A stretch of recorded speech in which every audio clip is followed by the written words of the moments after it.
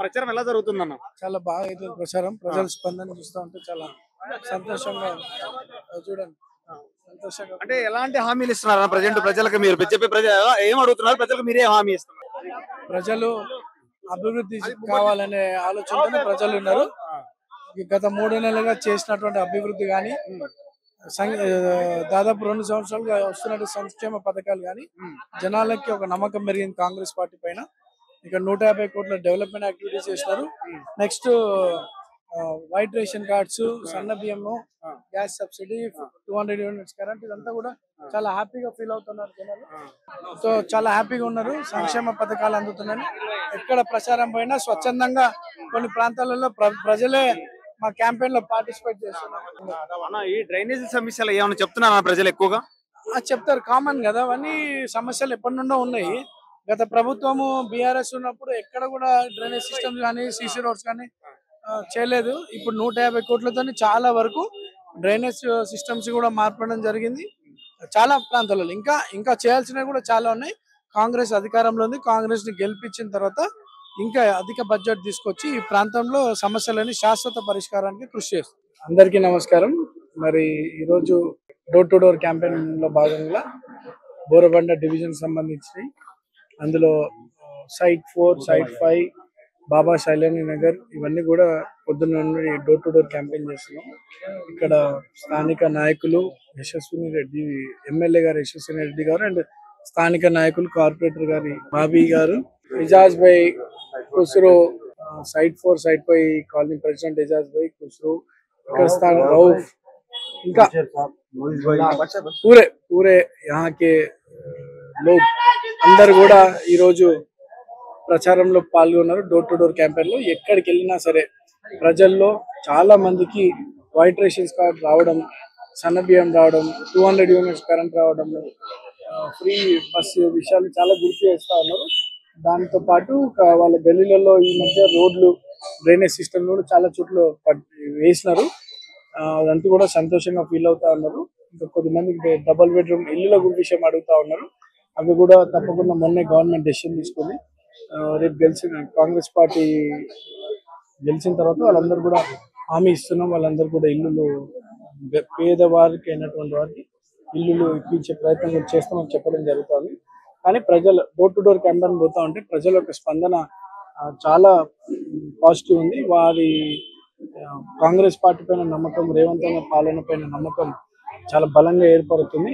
ఇందులో స్థానికంగా మాకు ఉన్నటువంటి సంబంధం వాళ్ళకు నమ్మకం ఉంది. మేము పనులు చేయిస్తామని చెప్పి ఇవంతా కూడా చూస్తూ ఉంటే, పబ్లిక్ రెస్పాన్స్ చూస్తూ ఉంటే మంచి మెజార్టీతో కాంగ్రెస్ పార్టీ గెలవబోతుందని చెప్తారు.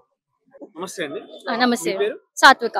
నవంబర్ 11 జూబ్లీస్ ఎన్నికలు జరగబోతున్నాయి. 3 పార్టీలు కూడా హోరీగా తిరుగుతా ఉన్నాయి. మరి ఏ పార్టీ గెలిచింది అనుకుంటున్నారు? మీరు ఎవరు గెలుపుతాం అనుకుంటున్నారు? ఈసారి అయితే ఇక్కడ గ్రౌండ్ లో చూసుకుంటే కాంగ్రెస్ పార్టీ గెలిచేలాగుందండి. నవీన్ అన్న మనకు ముందు నుంచి చూసుకుంటే కూడా చాలా సోషల్ సర్వీస్ చేశారు. 2 సార్లు గతంలో కంటెస్ట్ చేసి ఓడిపోయారు. యూత్ లో ఉన్నప్పటి నుంచి ఆయన కాంగ్రెస్ లో యాక్టివ్ గా తిరిగారు. సో ఎవరైనా యూత్ యాక్టివ్ గా ముందు నుంచి తిరిగినప్పుడు వాళ్ళకి లోకల్ లెవెల్లో ఏమైతుంది, ఎట్లా ఉంటుంది అనేది తెలుసు.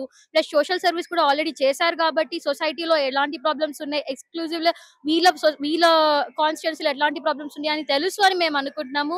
ప్లస్ ఇలా యూత్ ముందుకొచ్చి ఒకసారి కంటెస్ట్ చేసి గెలిస్తే మిగతా వాళ్ళకి కూడా స్ఫూర్తిగా ఉంటుందని అనుకుంటున్నామండి. అండ్ ఈసారి మేము కాంగ్రెస్ రావాలని కోరుకుంటున్నాము. అంటే కాంగ్రెస్ వ్యతిరేకత ఉంది, పథకాలు కానీ లేకపోతే ఉద్యోగాల మీద, తర్వాత హైడ్రా మీద వ్యతిరేకత ఉందని చెప్తున్నారు. మీ వ్యతిరేకతలో నవీన్ యాదవ్ గెలిచే అవకాశం ఉందంటారా? అవునండి, ఆల్రెడీ ఓడిపోయారు కదండి. So failure is the stepping stone to success అని చెప్తారు కదా. సో ఇప్పుడు నవీన్ అన్న ఇక్కడ గెలిచి ఇక్కడ డెవలప్మెంట్ చూపిస్తారని మేము అనుకుంటున్నాము. అండ్ కాంగ్రెస్ పైన వ్యతిరేకత అంటే ప్రతి ఒక్క రాష్ట్రంలో రూలింగ్ పార్టీ మీద వ్యతిరేకత అనేది ఉంటుంది.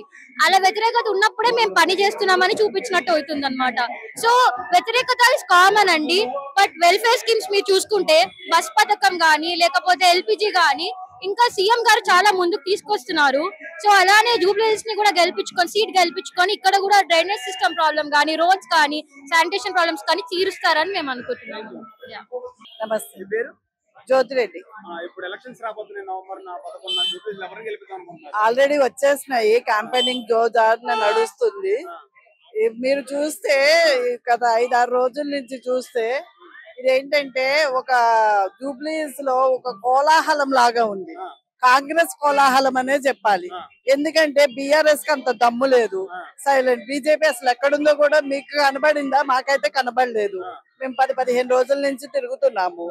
అందుకనేసి ఇది నాకైతే నా మనసుకి ఏమనిపిస్తుంది అంటే ఇది వన్ సైడ్ అనిపిస్తాం. వన్ సైడ్ అంటే గెలిచే అవకాశం తక్కువ అని చెప్తున్నారు నవీన్ యాదవ్ మళ్ళా. ఎలాగంటారండి?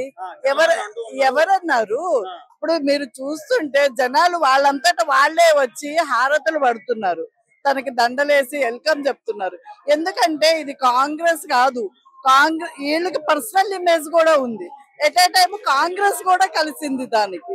అందుకనేసేసి శ్రీశైలం గారు ఎంతమందికి హెల్ప్ చేశారు, ఎంతమందికి జీవితం ఇచ్చారు. ఇప్పుడు నేను కాంగ్రెస్ కంటే కూడా చిన్న శ్రీశైలం యాదవ్ గారు అని వాళ్ళ కొడుకు, నా తమ్ముడు అనొచ్చి నేను పనిచేస్తున్నా. అలాగే ఆమె ఎవరైనా కూడా వాళ్ళకి పర్సనల్ ఇమేజ్ ఉంది, దానికి కాంగ్రెస్ కలిసింది. కాంగ్రెస్ మన రేవంత్ రెడ్డి గారు చేస్తున్న కార్యక్రమాలన్నీ సక్సెస్ అవుతున్నాయి. జనాలు డెఫినెట్ గా మీరే అంటారు గెలిచినాక మీ అభిప్రాయం, మీ ఉత్సాహం ఏంటని మీరే మమ్మల్ని అడుగుతారు. థ్యాంక్ యూ అండి.